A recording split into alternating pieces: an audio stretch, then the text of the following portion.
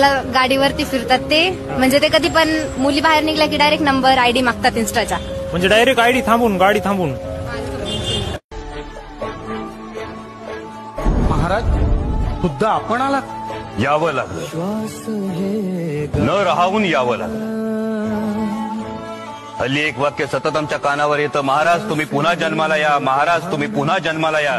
कशासाठी जन्माला यायचं महाराजांनी?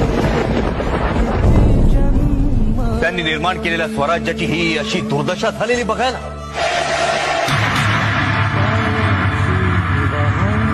यवनांच्या अत्याचारातून रयतेला माता भगिनींना मुक्त करण्यासाठी महाराजांनी जन्म घेतला.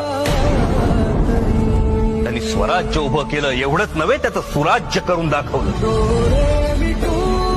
माता भगिनींचा सन्मान केला जातो, त्यांना सुरक्षित वाटतं ते सुराज्य.